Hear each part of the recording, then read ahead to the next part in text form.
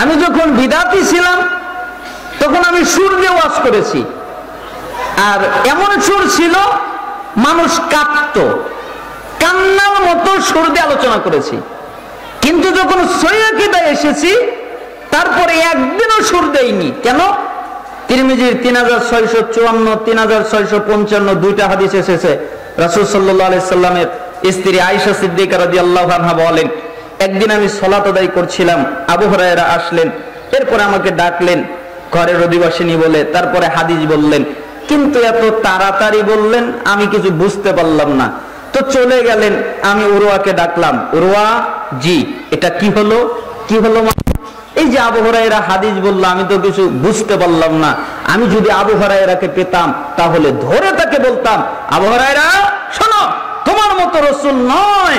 রাসূল যখন কোনো কথা বলতেন তখন কেউ গুনতে চাইলে তার কথা গণনা করতে পারত, কিন্তু তোমার কথা তো গণনা করা গেল না, তোমার কথা তো বোঝা গেল না। এখান থেকে সালাফরা ফতোয়া দিয়েছেন সুর দিয়ে আলোচনা হারাম। আপনি করেন তাতে আমার কিছু নাই, আপনি যে কেন করেন আমি তা জানি। কেন করেন?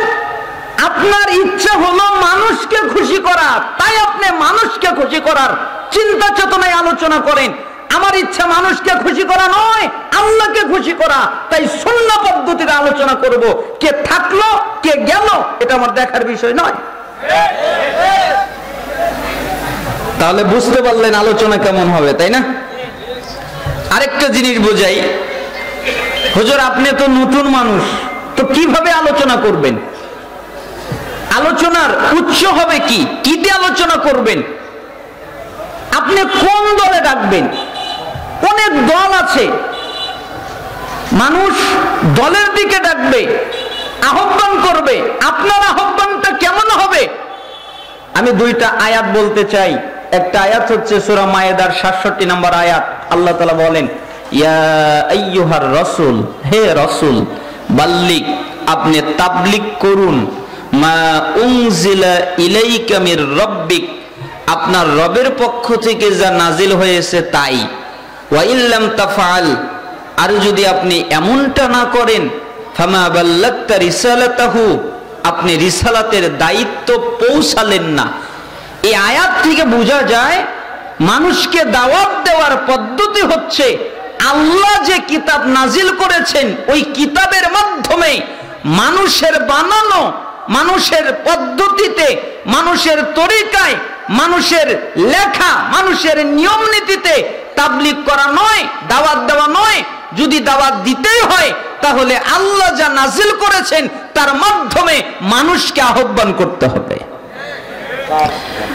আরেকটা আয়াত সূরা ইউসুফ ১০৮ নম্বর আয়াত, এখানে কয়েকটা কথা আছে।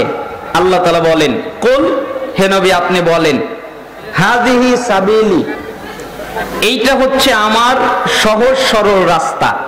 এটা কোনটা? কোরআন। আবার বলেন, এটা কোনটা? কোরআন। এই আয়াতটা বুঝবেন, এই কোরআনটা হলো আমার সহজ সরল রাস্তা। আদউ ইলাল্লাহ, আমি মানুষকে ডাকি আল্লাহর দিকে। মানুষকে ডাকি কার দিকে?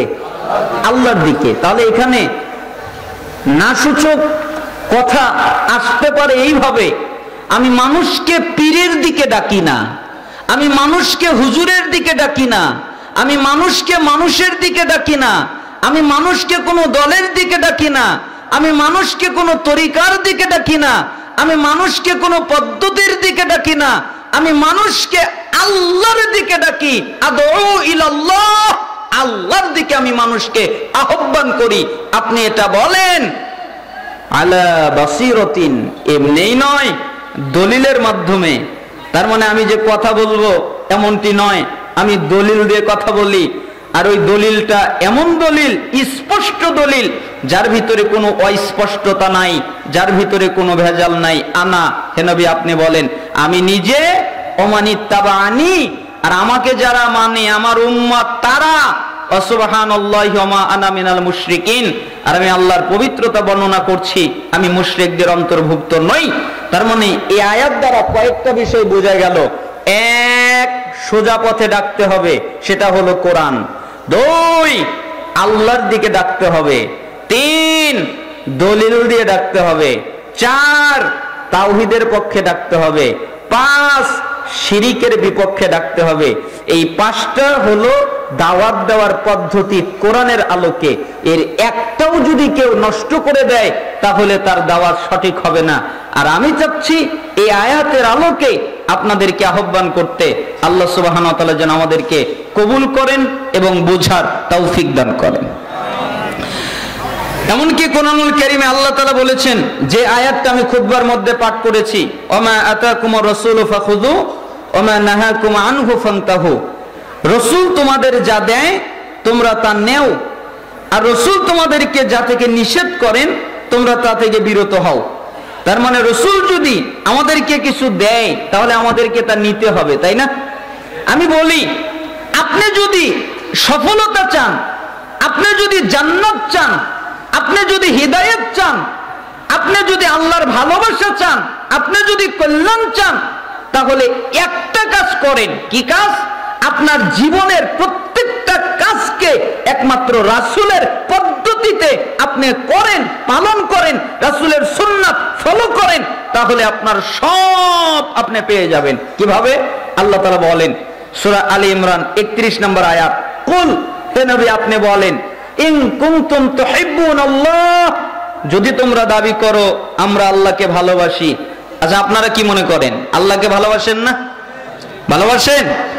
যদি তোমরা দাবি করো আমরা আল্লাহকে ভালোবাসি, ফাত্তাবিউনি, তাহলে তোমরা আমি নবীর ইত্তেবা করো, আনুগত্য করো, অনুসরণ করো। ইহবিবুকুমুল্লাহ, তাহলে আল্লাহ তোমাদের ভালোবাসবেন। ওয়াগফির লাকুম যুনুবাকুম, এবং তোমাদের যত পাপ আছে আল্লাহ সবগুলোকে মাফ করে দিবেন। তার মানে আপনি যদি রাসূলের আনুগত্য করেন, আপনি যদি রাসূলের ইত্তেবা করেন, আপনি যদি রাসূলের অনুসরণ করেন, তাহলে আপনি আল্লাহর ভালোবাসা পাবেন এবং সমস্ত পাপ থেকে আপনি মাফ পাবেন। কেন? রাসূলকে মানার কারণে। রাসূলকে মানলে সফলতা লাভ করা যায়। আমাইয়ুতিল্লাহ ওয়া রাসূলহু ওয়া ইয়াখশাল্লাহ ওয়া ইয়াত্তাকিহি ফাউলাইকা হুমুল ফাইজুন, যারা আল্লাহ এবং তার রাসূলের আনুগত্য করে, আল্লাহকে ভয় করে চলে এবং তাকওয়া অবলম্বন করে, আল্লাহকে ভয় করে, তাকওয়া অবলম্বন করে, ফাউলাইকা হুমুল ফাইজুন, এরা হলো সফলকাম। সফলকাম মানে এরা হলো জান্নাতি। রাসূলকে মানলে, এই আয়াতটা নূরের 52তে এসেছে, রাসূলকে মানলে আরেকটি কাজ হয়, ফাআমিনু বিল্লাহি ওয়া রাসূলিহিন নাবিয়্যিল উম্মিয়্যি আল্লাযী ইউমিনু বিল্লাহি ওয়া কালিমাতিহি ওয়াত্তাবিউহু লাআল্লাকুম তাহতাদুন, তোমরা ঈমান আনো আল্লাহর প্রতি, ওই উম্মি নবীর প্রতি, যেই নবী আল্লাহর প্রতি ঈমান এনেছেন এবং আল্লাহ যেই কিতাব নাজিল করেছেন ওই কিতাবের প্রতি ঈমান এনেছেন, তোমরা ওই নবীর আনুগত্য করো, ওয়াত্তাবিউহু, তার আনুগত্য করো, তার ইত্তেবা করো, তার অনুসরণ করো, লাআল্লাকুম তাহতাদুন, তাহলে তোমরা হিদায়াত প্রাপ্ত হবে। আল্লাহ তোমাদেরকে হিদায়াত দান করবেন। সূরা আরাফ 158 নম্বর আয়াত। তার মানে বোঝা গেল রাসূলের আনুগত্য করলে হিদায়াত পাওয়া যায়। এইজন্য আমি মানুষকে বলি, রাসূলকে মানেন, রাসূলের আনুগত্য করেন, রাসূলের ইত্তেবা করেন, আপনি সব পেয়ে যাবেন। আচ্ছা বলেন তো, 1 আল্লাহ আপনাকে ভালোবাসবেন, 2 আল্লাহ আপনার গুনাহ মাফ করে দিবেন, 3 আল্লাহ আপনাকে হিদায়াত দান করবেন, 4 আল্লাহ আপনাকে জান্নাত দিবেন। আপনার আর কিছু লাগবে? এই 4টা জিনিস যদি আপনি পেয়ে যান, আর কিছুর প্রয়োজন আছে? এই 4টা জিনিসই পাওয়া যায় রাসূলের আনুগত্য করার মাধ্যমে। এই জন্য রাসূলের আনুগত্য করলে রাসূল সাল্লাল্লাহু আলাইহি ওয়াসাল্লাম আমাদেরকে যেই হাদিসগুলো বর্ণনা করেছেন ওই হাদিসগুলো আমাদেরকে আমলে আনতে হবে, আমল করতে হবে। আপনারা রাজি আছেন সবাই? আমি যেই হাদিসগুলো অনুবাদ করব আমল করবেন, রাজি আছেন সবাই? আল্লাহ সুবহানাহু ওয়া তাআলা আমাদের প্রত্যেককে কবুল করুন, আমিন, এবং হাদিস অনুযায়ী আমল করার তৌফিক দান করুন। আমরা এখন হাদিসের দিকে যাব, অনুবাদ করতে থাকব একের পর এক। আল্লাহ তাআলা আমাদেরকে যতক্ষণ পর্যন্ত তৌফিক দান করেন, আমাদের আলোচনার লিমিট নয়, কতক্ষণ হবে তাও জানা নেই, আবার কত তাড়াতাড়ি শেষ হবে তাও জানা নেই। আল্লাহ যতক্ষণ কবুল করবেন ততক্ষণ। আমার ইবনে আব্বাস রাদিয়াল্লাহু আনহু তিনি বলেন, রাসূল সাল্লাল্লাহু আলাইহি ওয়াসাল্লাম একদিন, আমর ইবনে আব্বাস তিনি বললেন, আমি আল্লাহ রসুলের কাছে আসলাম, এরপরে তাকে জিজ্ঞেস করলাম, হে আল্লাহর নবী, আপনি যখন ইসলামের দাওয়াত দিলেন তখন তো আপনার সাথে কেউ ছিল না, আপনি একাকী ছিলেন। ইসলামের দাওয়াত দেওয়ার সময়ে আপনার সাথে কি কেউ ছিল? তখন আবু রাসূল সাল্লাল্লাহু আলাইহি সাল্লাম বললেন, কালা হুররুন ওয়া আবদুন, হ্যাঁ আমার সাথে দুইজন লোক ছিল, একজন হলো আজাদ ব্যক্তি আর একজন হলো গোলাম ব্যক্তি। আজাদ ব্যক্তিকে, আজাদ ব্যক্তি হলো আবু বকর রাদিয়াল্লাহু আনহু, গোলাম ব্যক্তি হলো বিলাল রাদিয়াল্লাহু আনহু। আমার সাথে কেউ ছিল না, আমার সাথে ছিল আবু বকর, আমার সাথে ছিল বিলাল, আমার সাথে কেউ ছিল না। এখান থেকে সালাফরা মাসালা দিয়েছেন, ইসলামের সূচনা অল্প সংখ্যক লোকের মাধ্যমে হয়, অল্প সংখ্যক লোকের মধ্যে আবার ফিরে যায়। অতএব সবচেয়ে সঠিক কথা হলো, হক সব সময় অল্প সংখ্যক মানুষের মধ্যেই পাওয়া যায়। বেশিরভাগ মানুষের মধ্যে হক পাওয়া যায় না, বেশিরভাগ মানুষের মধ্যে হিদায়াত পাওয়া যায় না, বেশিরভাগ মানুষের মধ্যে তাকওয়া পাওয়া যায় না, বেশিরভাগ মানুষকে মুত্তাকি পাওয়া যায় না, বেশিরভাগ মানুষ আল্লাহর শুকরগুজার বান্দা, এটা সম্ভব নয়, পাওয়া যায় না। অল্প সংখ্যক মানুষ আল্লাহর শুকরগুজার বান্দা হয়, অল্প সংখ্যক মানুষ মুত্তাকি হয়, অল্প সংখ্যক মানুষ হিদায়াত প্রাপ্ত হয়। তাই আমার সাথে ছিল আবু বকর, আমার সাথে ছিল বিলাল, আমার সাথে কেউ ছিল না। এটা হলো প্রাথমিক অবস্থা। আমর বলেন, এবার আমি আবার জিজ্ঞেস করলাম, জিজ্ঞাসাটা একটু ভিন্ন রকমের। ভিন্ন রকম কেন বললাম? কারণ এই রকম হাদিস আরো আছে, ওই হাদিসের বাক্য এই হাদিসের বাক্য কিন্তু উল্টা হয়ে গেছে, উত্তরটা ভিন্ন হয়ে গেছে। যেমন হাদিসে জিবরিলে আপনি যদি জিজ্ঞেস করেন হাদিসে জিবরিলে কে এসেছে, তাহলে দেখবেন সেখানে দেওয়া আছে ইসলাম কাকে বলে।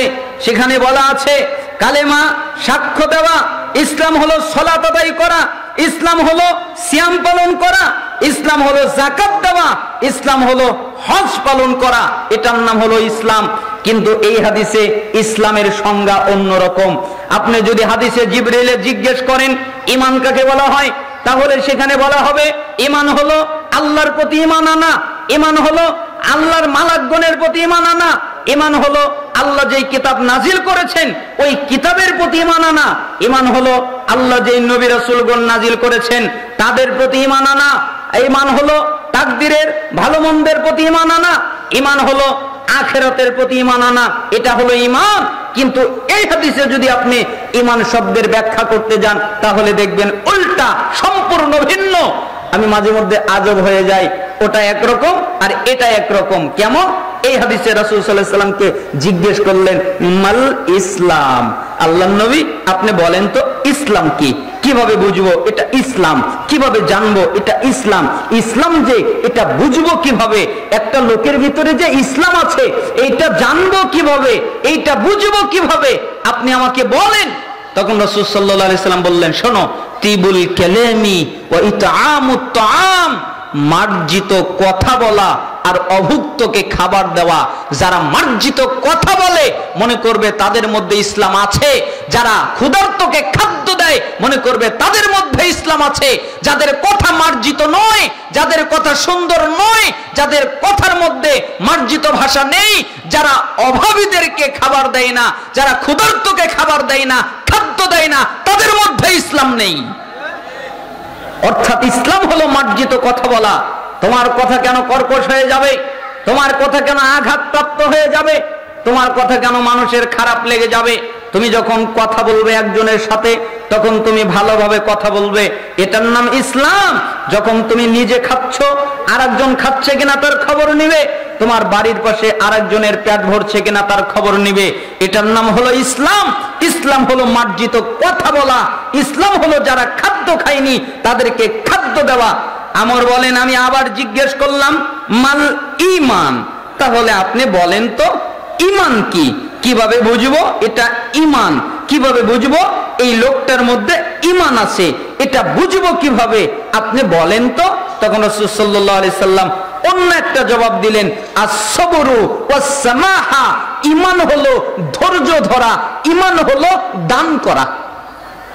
অর্থাৎ তুমি যদি ধৈর্য ধারণ করো তাহলে ওটার নাম ঈমান, তুমি যদি দান করো তাহলে ওটার নাম ঈমান। এই হাদিসের ব্যাখ্যা আমরা অনেকেই ভুল করেছি। যতগুলো সরা বাংলা ভাষায় পাওয়া যায়, যতগুলো ব্যাখ্যা বাংলা ভাষায় পাওয়া যায়, অধিকাংশ জায়গায় ভুল হয়ে গেছে। কিন্তু আরবি যত কিতাব, পূর্বের যত কিতাব, সালাফদের মানহাজের যেই ব্যাখ্যার কিতাবগুলো, সেইখানে যদি যাওয়া যায় তাহলে সঠিক ব্যাখ্যাটা পাওয়া যায়। তারা বলেছেন এই সবরের অর্থ ওই সবর নয়, তুমি ইসলামের কথা বললে তোমাকে আঘাত করলো আর তুমি ধৈর্য ধারণ করলে, এটা সবর নয়। তুমি অহক কথা বললে তোমাকে ইট পাটকেল মেরে দিল, রক্তাক্ত করে দিল, আর তুমি ধৈর্য ধারণ করলে। রাসূলের মতো তিনি যখন তায়েফের ময়দানে গেলেন, দাওয়াত দিলেন, তখন তাকে পাথর দিয়ে আঘাত করা হলো, রক্ত বের হলো, ধৈর্য ধারণ করলেন। এই সবর উদ্দেশ্য এখানে নয়। এই সবরের অর্থ হলো তুমি ইচ্ছা করলে চুরি করতে পারো, তুমি ইচ্ছা করলে ডাকাতি করতে পারো, তুমি ইচ্ছা করলে মিথ্যা বলতে পারো, তুমি ইচ্ছা করলে সুদ খেতে পারো, তুমি ইচ্ছা করলে ঘুষ খেতে পারো, তুমি ইচ্ছা করলে জিনা করতে পারো, তুমি ইচ্ছা করতে পারো, তুমি ইচ্ছা করলে বেপরদায় চলতে পারো, তুমি ইচ্ছা করলে পাপ করতে পারো, যত অন্যায় আছে এগুলো তুমি করতে পারো। কিন্তু তুমি এগুলো করবে না, এগুলো না করে ধৈর্য ধারণ করবে যে আমি এগুলো করলাম না। ধৈর্য, এটার নাম ঈমান। অর্থাৎ যেই লোকটা পাপ থেকে বাঁচতে পারে না তার ঈমান নেই, যেই লোকটা পাপ থেকে ধৈর্য ধারণ করতে পারে না তার ঈমান নেই, এটার নাম ঈমান। তার মানে তুমি পাপ থেকে বাঁচার মাধ্যমে ধৈর্য ধারণ করবে। আর দানটা কি তুমি জানো? এই দানের অর্থ টাকা পয়সা দান নয়, এই দানের অর্থ হলো সময় দান করা। আল্লাহর জন্য তুমি একটু সময় দেবে, আল্লাহর জন্য তুমি জীবন দেবে, এইটা হলো দান, এইটা হলো দান। আর সবর হলো গুনাহ থেকে বিরত থাকা। আপনাদের কষ্ট হচ্ছে? আমর ইবনে আব্বাস রাদিয়াল্লাহু আনহু বলেন, আমি এবার প্রশ্নটাকে পাল্টিয়ে দিলাম। এরপরে রাসূলকে জিজ্ঞেস করলাম, হে আল্লাহর রাসূল, আইউল ইসলামি আফদল, তাহলে আপনি বলেন তো ইসলামের মধ্যে সর্বোত্তম কোনটা, সবচেয়ে ভালো ইসলাম কোনটা? আমি কিভাবে বুঝতে পারবো এই ইসলামটা সবচেয়ে ভালো, এই ইসলামটা সবচেয়ে উত্তম? আমি এটা কিভাবে জানতে পারবো? তখন রাসূল সাল্লাল্লাহু আলাইহি সাল্লাম বললেন, আল মুসলিমু মান সালিমাল মুসলিমুনা মিন লিসানিহি, যার মুখ দ্বারা কারোর ক্ষতি হয় না, এটা হলো উত্তম ইসলাম। যার হাত দ্বারা কারো ক্ষতি হয় না, এটা হলো উত্তম ইসলাম। যার হাত দ্বারা আরেকজনের ক্ষতি হয় তার ইসলাম উত্তম নয়। যার জবানের দ্বারা আরেকজনের ক্ষতি হয় তার ইসলাম উত্তম নয়। আপনি উত্তম ইসলাম এখনো পালন করতে পারেন। আপনি যদি উত্তম ইসলাম পালন করেন তাহলে আপনার জবান দ্বারা কারো ক্ষতি হবে না। আপনি যদি উত্তম ইসলাম পালন করতে পারেন তাহলে আপনার হাতের দ্বারা কোনো ক্ষতি হবে না। এটার নাম উত্তম ইসলাম। আমর বলেন, আমি আবার জিজ্ঞেস করলাম, আইয়ুল ঈমানি আফদল, হে আল্লাহর নবী আপনি বলেন সর্বোত্তম ঈমান কোনটা, কোন ঈমানটা সবচেয়ে ভালো, এটা আমি কিভাবে বুঝবো? তখন রাসূল সাল্লাল্লাহু আলাইহি সাল্লাম বললেন, সবচেয়ে ভালো ঈমান হলো খুলুকুন হাসান, সৎ স্বভাব। যখন তোমরা দেখবে এর চরিত্রটা ভালো, তখন মনে করবে তার ঈমানটা সবচেয়ে ভালো। যার চরিত্র ভালো তার ঈমানটা কি? সবচেয়ে ভালো। এই চরিত্রের অর্থ আমরা করেছি, এই চরিত্রের অর্থ হলো চরিত্র, কিন্তু সালাফরা এই অর্থ করেননি। সালাফরা অন্য অর্থ করেছেন। কি অর্থ করেছেন? যে আল্লাহ তাআলা বলেছেন, ওয়া ইন্নাকা লাআলা খুলুকিন আযীম, নিশ্চয়ই হে নবী আপনি মহান চরিত্রের অধিকারী। তার মানে আপনার মতো চরিত্র কারো নেই। নবী আপনার চরিত্র সবচেয়ে ভালো। আয়েশা সিদ্দিকা রাদিয়াল্লাহু আনহাকে জিজ্ঞেস করা হলো, হে আল্লাহর নবী, হে আল্লাহর নবীর স্ত্রী, আপনি কি বলতে পারেন? কি বলবো? আচ্ছা বলেন তো রাসূলের চরিত্র কেমন, এটা কি আপনি বলতে পারেন? তখন আয়েশা সিদ্দিকা রাদিয়াল্লাহু আনহা বললেন, এই যে কোরআন, এই কোরআনের সম্পূর্ণটা হলো রাসূলের চরিত্র। তোমরা যদি রাসূলের চরিত্র জানতে চাও তাহলে সম্পূর্ণ কোরআন পড়বে। পুরো কোরআনে যা আছে ওটাই রাসূলের চরিত্র। এই জন্য সালাফরা বলেছেন এই খুলুকুন হাসান, সৎ স্বভাবের অর্থ হলো পুরো কোরআন মেনে নেওয়া। এক আয়াত মানবে আর আরেক আয়াত মানবে না, এটা উত্তম চরিত্র নয়। 10 আয়াত মানবে আর 20 আয়াত ত্যাগ করবে, এটা উত্তম চরিত্র নয়।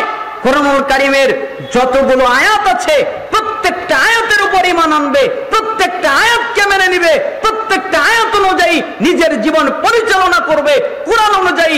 এর ঈমানটা হচ্ছে সবচেয়ে উত্তম ঈমান। এর মতো ঈমান আর কারো নাই। কিন্তু আজকে আমরা কোরআন অনুযায়ী চলি না। কোরআন পড়ি ঠিকই, কিন্তু কোরআন অনুযায়ী আমরা নিজেরা চলি না, কোরআন অনুযায়ী আমরা, আমাদের মধ্যে ইলম উঠে যাবে। রাসূল সাল্লাল্লাহু আলাইহি সাল্লাম বলেছেন শেষ সময় আসবে, ইলম উঠে যাবে। একজন সাহাবী জিজ্ঞেস করলেন, ইলম উঠে যাবে কিভাবে? আপনার সময় আমরা আপনার মুখ থেকে শুনে শুনে মুখস্থ করতাম, এখন কত সুন্দর হয়ে গেছে, লিখিত হয়ে গেছে, আমাদের বাচ্চারা পড়তে পারে। এখন মক্কায় মদিনায় লোক সংখ্যা বেড়ে গেছে, ইমানদারদের সংখ্যা বেড়ে গেছে, ইলম ছড়িয়ে গেছে, আর আপনি বলছেন ইলম উঠে যাবে, এটা হতে পারে? তখন বললেন রাসূল সাল্লাল্লাহু আলাইহি সাল্লাম, আব্দুল্লাহ, জি, আমি তোমাকে মদিনার একজন বিজ্ঞ ব্যক্তি মনে করেছিলাম, আমি তোমাকে একজন জ্ঞানী ব্যক্তি মনে করেছিলাম, কিন্তু দেখলাম তুমি একটা বোকা। বলো, ইহুদিদের কিতাব ছিল না? বলো, খ্রিস্টানদের কিতাব ছিল না? ছিল তো। ইহুদিদের কিতাব, খ্রিস্টানদের কিতাব, ওদের কি উপকার করেছে? ওদের কোনো উপকার করেনি। এমন একটা সময় আসবে কোরআন থাকবে, কিন্তু কোরআন মানুষের কোনো উপকার করতে পারবে না। ওরা ঘরের মধ্যে টাঙ্কের উপরে চাদর দিয়ে মুড়িয়ে উঠিয়ে রাখবে, কিন্তু কোরআনের মধ্যে কি আছে এই কোরআন অনুযায়ী ওরা নিজে জীবন বাস্তবায়ন করার চিন্তা করবে না।